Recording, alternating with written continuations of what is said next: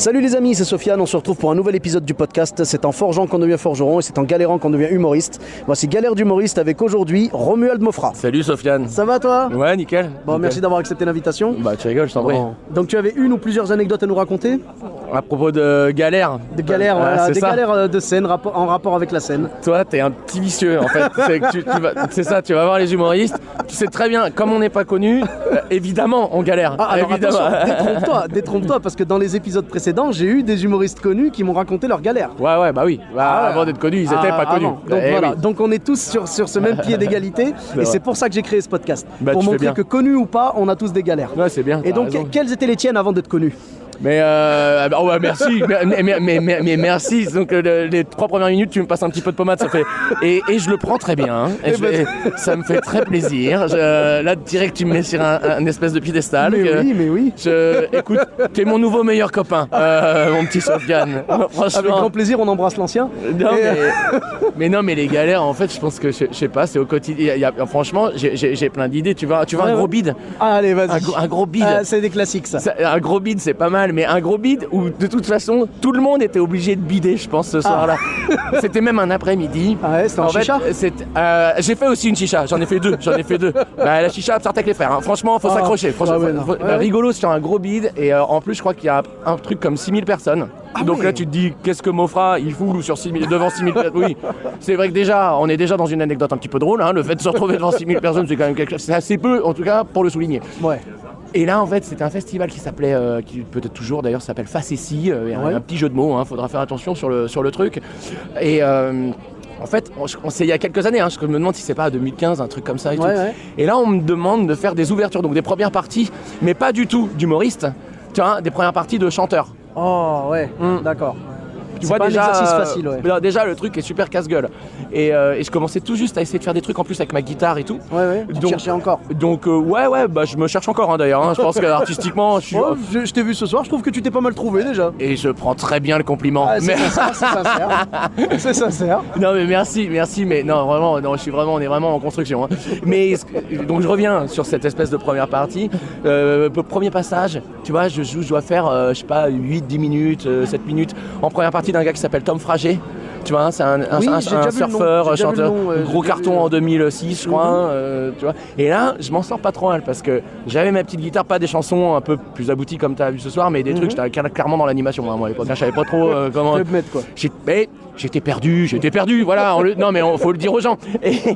Et je prends pas de bide, ça fonctionne à peu près. J'étais avec ma petite copine de l'époque en plus, elle était quoi, c'est yes, impeccable. Et là, on n'avait pas 6000. Hein. Là, on devait quand même avoir 2000 personnes, on était en plein après-midi. Ouais. Pourquoi 6000 ? Parce que je dois remonter sur la scène. Là, il est 17h30, un truc comme ça.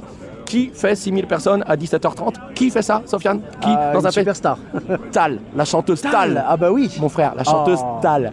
Et là, moi je me dis à l'époque, j'avais mes petits sketchs de l'époque de mon petit one-man show là. Tu vois, j'étais dans un délire. La productrice de l'époque, elle voulait me foutre en costard, j'ai joué avec une cravate. Les débuts, j'étais compliqué, c'était quand même bien dégueulasse hein, quand même. Hein. Je suis toujours au début, mais au moins j'ai le menton levé si tu veux quand je joue maintenant parce que je défends un vrai propos social évidemment. D'accord. Et je suis moi-même, tu vois. Mais alors, mais mec, mais il y a 5 ans, mais c'était très compliqué mon histoire. Et là, je remonte sur scène et j'avais qu'un petit truc de sketch avec la guitare, que je croyais, tu vois, qui tenait la route. Je monte sur scène j'avais un sketch sur des jouets et ce sketch il a rencontré son public hein, finalement. Il a eu son petit succès. Le mec qui essaye de retomber sur ses pieds comme il peut. Non mais écoute, il avait un intérêt ce sketch. Ouais. Voilà, il y avait un peu de visuel, il y avait de la blagounette, on rigolait bien. D'accord. Sauf que là, moi, j'oublie un truc. C'est qu'en fait, les gens sont pas venus pour ça. Mais non, mais exactement. Ils sont venus voir Tal, mon ami. Donc sur les 6000 personnes, j'ai 3000 gamines de 12 ans.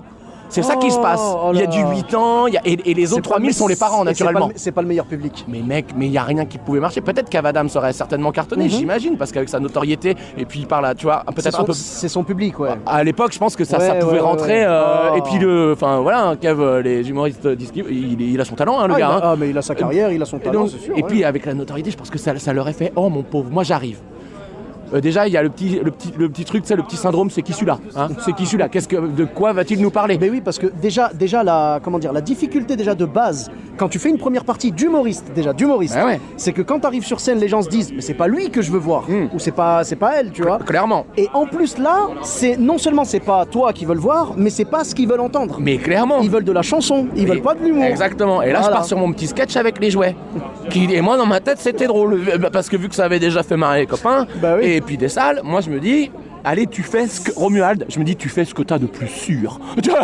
Sécurité, tu joues la sécurité. J'arrivais avec mon sûr. Non, mais c'est de ma faute. Ouais. Je manquais clairement de vigilance. Et moi, j'avais pas compris qu'on a 3000 gamines de 12 ans. Et que là, pas un rire. Mon pote, je t'ai installé une gênance sur 6000 personnes.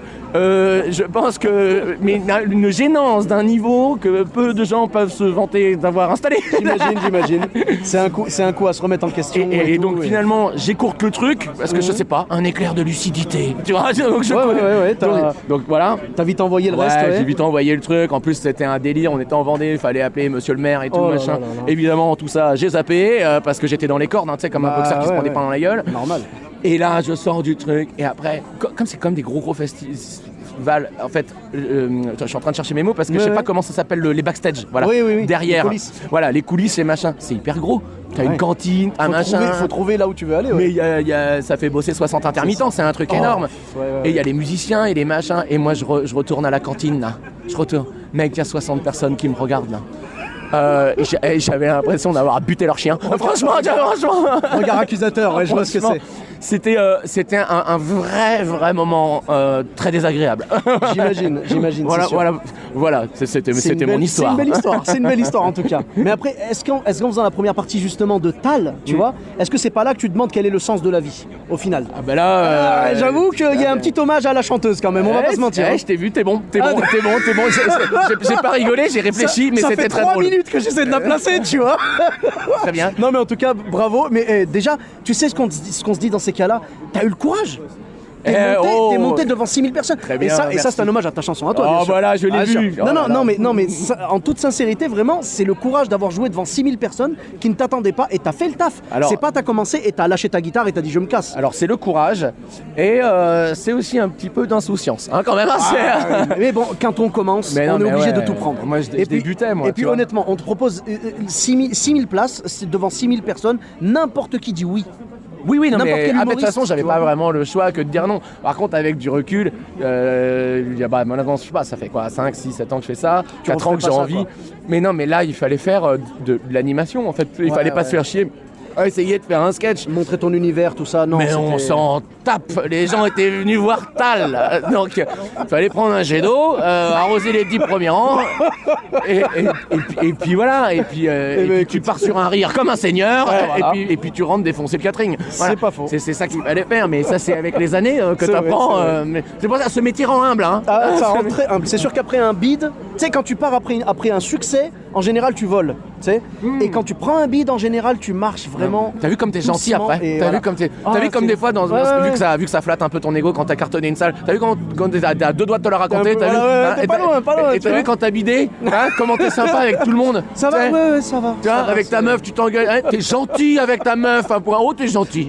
En plus, ça peut te faire mettre dans la gueule. Bah dis donc, tu t'ouvres ta gueule, mais t'as bidé hier soir. là, Hein, tu vois, voilà, doux c'est comme un agneau après. Normal. D'ailleurs, c'est pour ça que nos meufs nous accompagnent toujours au moment des bides. Hein. On est d'accord. Ah oui, Elles mais viennent jamais pour les succès. Moi, je pense que ça les fait rire. Moi, je pense que nos meufs, à mon avis, des fois, Mais elles ils se disent, rigolent à là, il se la taille en raconte. Là, il se la raconte en ce moment. J'espère que ce soir, il va bider. Je suis sûr que les meufs, elles se disent ça. Franchement, c'est clair. C'est sûr. Mais en tout cas, merci beaucoup. Je t'en prie. Donc, on te retrouve sur les réseaux sociaux. Donc, Romuald Mofra avec un S à la fin qui ne se prononce pas. Ouais, c'est pareil. Ouais, c'est comme ça. Romuald Mofra, donc M-A-U-F-R-A-S. Voilà, Romuald. Voilà. Puis je vais peut-être Sur- tirer mon épingle du jeu avec ce prénom parce qu'on a quand même une mode là sur les vieux prénoms qui bon, revient. Donc peut-être. Ouais. Hein. Mais en tout cas, pas de problème. Hein. On te retrouve donc sur Facebook, Twitter.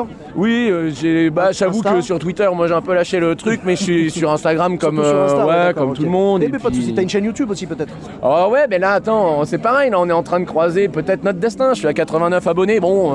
Ah, on n'est pas à l'abri, hein. On n'est pas à l'abri. Ouais, On n'est pas à l'abri. Non mais oui, toutes les vidéos que je fais. Ok. Et puis là, les chansons, comme t'as entendu ce soir, là j'en ai fait qu'une, Oui. mais il y en a quasiment 6-7. Je vais enregistrer tout ça dans un studio, comme les grands, pour pour faire des clips qui ont un peu de gueule, comme on avait fait avec les gangsters modérés. Oui, tu vois, j'avais des vu trucs ça, un peu. ouais. Et on va essayer de faire des trucs assez aboutis. Ah bah oui. Pour foutre ça sur les réseaux. Et puis comme ça, ben moi, c'est quoi l'espoir du délire, du cheminement, de l'envie du truc, c'est que si les gens kiffent le clip et les blagues. Je kiffe tes constructions de phrases. Je te jure. Ouais, c'est des phrases lancières. Hein. Moi, je les lance, je sais pas comment elles vont terminer. Et tu nous fais des phrases mots contre triple. Tu vois, j'aime bien. Je te jure, j'aime bien. Ça part dans tous les sens, mais on aime ça. Non, mais je vais balancer ces clips-là. Bon, bah nickel. Merci beaucoup. Et donc, une prochaine, j'espère. Pour ma part, vous me retrouvez sur tous les réseaux sociaux. Donc, Sofiane et Taï, de TAI, sur Facebook, Twitter, YouTube, Instagram. Je vous dis à très bientôt pour un nouvel épisode. Bis à tous, même à toi là-bas.